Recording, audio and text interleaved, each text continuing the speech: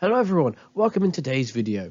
In today's video, we're looking at the Grey Goo from Tasty Planet, one of the strongest characters ever, and it's going to be a Beyond Boundless video.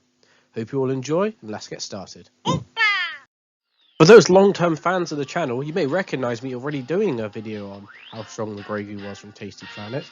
Back 2 years ago, it's one of my more popular videos, top 5 most popular in fact, with nearly 5,000 views. Sadly, this old video is now outdated, which is why we're making a brand new one. My old video went over several different versions of the Grey Goo. The original one we put it around Universal. The second one from Tasty Planet back for seconds, we put at Infinite 4D to possibly High Hyperversal. And the final one from Tasty Planet Forever we put at Low Multiversal. Similar conclusions were reached by Versus Battle Wiki and Omniversal Battle Wiki. However, much like how my ones are out of date because they're missing context, theirs will be as well. Allow me to explain why. Starting off with the weakest Grey Goo. What is by far the weakest Grey Goo, the one I downplayed to Low Multiversal, is the Grey Goo from Tasty Planet Forever, the Martian Goo. This is the Grey Goo that grew from the size of a quark to so large that he can now eat universes, similar to how he was eating quarks, viewing universes as quarks. Something identified by Versus Battle Wiki was the fact that if you're able to grow so large that you now view universes as just quarks of matter, you actually would get a universal plus difference in power, or better yet, we should say a dimensional difference in power. For those of you who don't know why, this is because quarks make up the fundamental particles of the particle model theory. This includes something like the Higgs boson, which is responsible for mass in all objects in the universe. In other words, the very thing that's responsible for the concept of mass will change by a universal amount by going up in this manner. And if you do it like this, changing such fundamental concepts, it's justifiable as a dimensional difference at Uni+. However, once again, this was the old scaling, which is out of date. We want to talk about the new scaling. This redefined brand new scaling is based on something that happens in the very last level of Tasty Planet Forever. In this level, the Grey Goo eats the noodle monster. Now if you go look at the Tasty Planet wiki, you understand that this noodle monster is in fact the actual flying spaghetti monster, with a link straight to the Gospel of the Flying Spaghetti Monster. The Gospel of the Flying Spaghetti Monster, for those who don't know, is a 178-page actual gospel going over a religious belief of the Flying Spaghetti Monster. I am not even joking. And this is where our scaling starts to get crazy.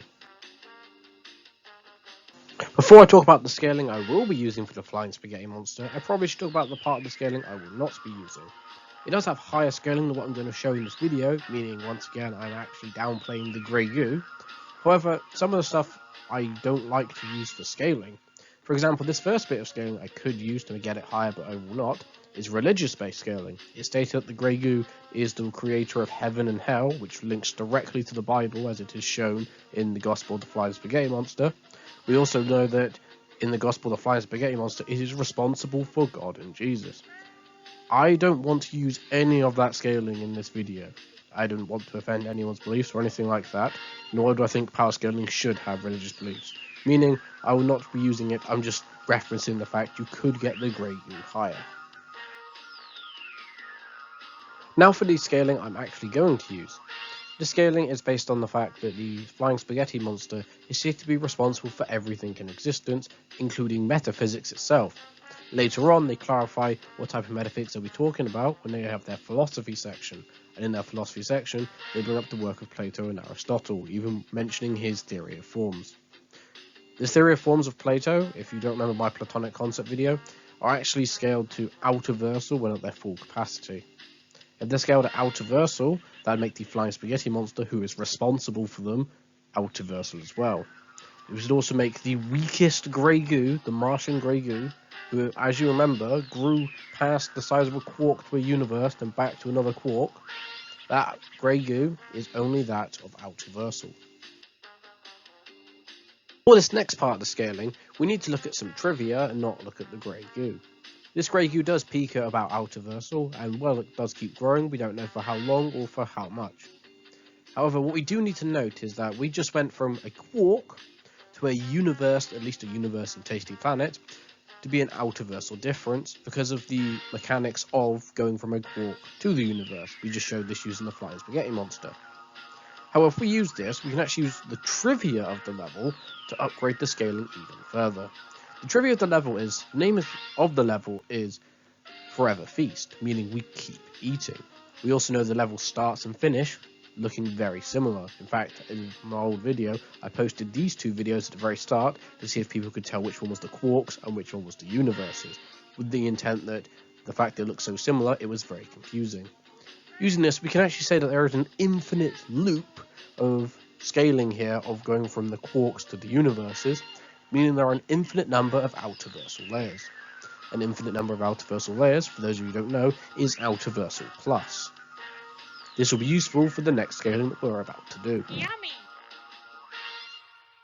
If you're wondering what does scale to this Outerversal Plus level, that would be the original Grey Goo from Tasty Planet, as well as the new Grey Goo from Tasty Planet back for seconds. If you're wondering why this is because both Grey Goos scale to outside the actual universe and all the loops. We know this because when both of these Grey Goos exit the universe, what they do is see what is the white void. We don't actually know the scaling of the white void, however we also know that the white void is the end of all these universal loops, meaning they have to have gone outside of it. This is sadly where the original Grey Goo caps off. If you saw from what happened just a moment ago, we noticed that as soon as the original Grey Goo surpasses the loops that were shown in Tasty Planet Forever, what happens is it explodes. So as soon as it reaches this Outerversal Plus level, it will implode, reincarnating itself and starting everything all over again. This means this Grey Goo is literally Outerversal Plus, and as soon as it gets one layer higher than Outerversal Plus, it will then blow itself up and restart itself. However, the Grey Goo from Tasty Planet back for seconds is far stronger.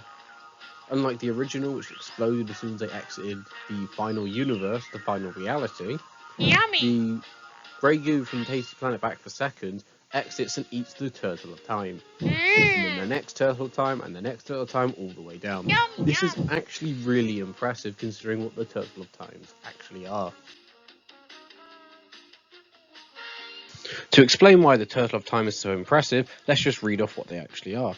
The Turtle of Time is a symbol of the space-time infinity of the universe, or in this case, all the universes. Yummy! They are stacked with an infinite amount, and the further downwards they are, the larger the turtle gets. They are the mean to hold the universe on their backs, with the earliest version at the very bottom. In case you don't understand what this means, it means on the back of each turtle is the infinite space-time of all of the universe, or better yet, universes, all-encompassing space, as the definition of a universe, of the Turtle of Time of the one below it. If we couple this with what's mentioned in the trivia of how the Turtle of Times are referenced to be the turtles all the way down, an expression for an infinite regression. An infinite regression is repetition of doing the same thing over and over again. We know that the difference between each turtle is exponentially the same. If we then tie this back into how big the structure is on the first turtle, we know that it is a Outerversal Plus structure. We then know that the gap between each one is like the difference between a normal human and Outerversal Plus, and that is the difference between every single layer of the Turtles of Time. In case this sounds familiar to you, this is actually the scale used to define Extraversal. A quick reminder of how Extraversal works for those of you who may have forgotten.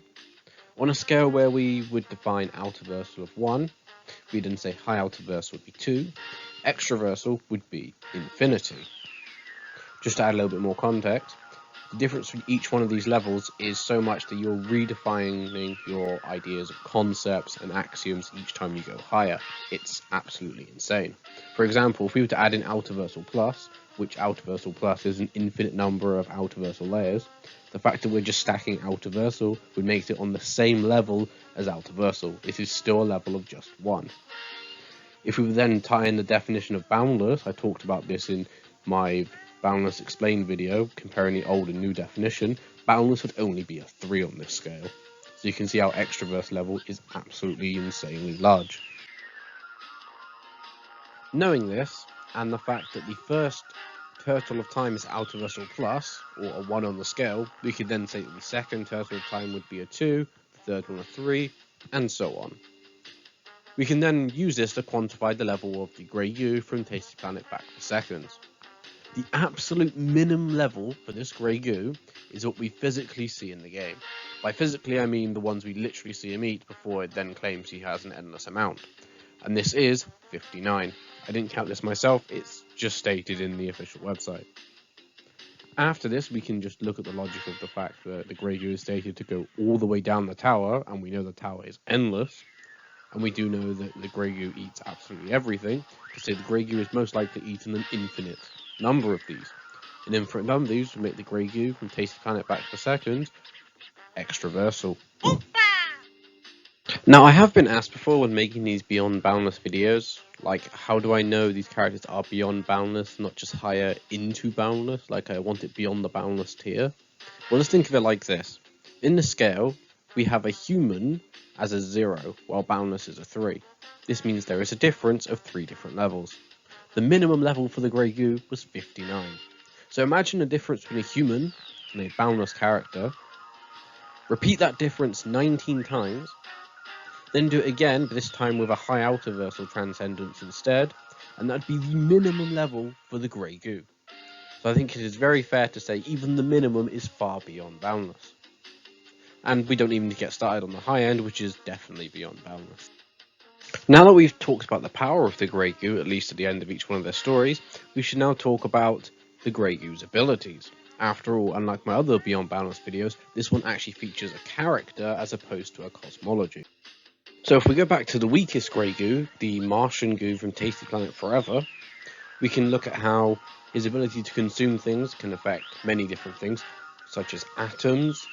Even smaller than atoms, we can talk about the quarks that were at the very start of the level, if you remember. Because he was able to eat the Flying Spaghetti Monster, the Flying Spaghetti Monster is responsible for many different things, which includes the strings of string theory. This also includes supernatural things such as magic, and it also includes concepts and metaphysics. So he's got a vast range of things that he can consume, and he can consume these as long as he is bigger than them, and considering he's at an Outerversal size, that's very likely. We also know that his rate of growth is absolutely insane. In the speedrun time of under half an hour, he could gain an entire Outerversal layer of size. The next Grey Goo will have all the same abilities, if not even more. The new abilities the next Grey Goo has is he's actually able to consume time and space as well. This is shown individually with the fabric that they consume. We also know that the Grey Goo is able to self-destruct and reincarnate itself every time it reaches Outerversal Plus. Its growth rate is a little bit slower, but still exponentially insane, with it growing 1 Outerversal layer in 2 hours. The final Grey Goo, the Grey Goo from Tasty Planet back for seconds, is the most powerful and has even more abilities. Not only does it have all the previously mentioned abilities, besides the reincarnation one, he also has the ability to time travel. This is shown at the very start of Tasty Planet back for seconds, and he does so several times. His exponential growth is by far the largest. When it does take 2 hours, he goes from Outerversal Plus to Extraversal, the biggest jump ever. This means he could literally go from Outerversal Plus to Extraversal, even if someone was to like shrink him down, or if you were to use him at the start of the game. Also, because of how the Turtles of Time work, all the abilities are not just how they are, but in fact infinitely layered, and get more and more layered as he grows bigger and bigger. Let's have some extra fun. Comment down below anyone who you think can beat the Grey Goo. I will be looking out for them. Thank you everyone for watching this video.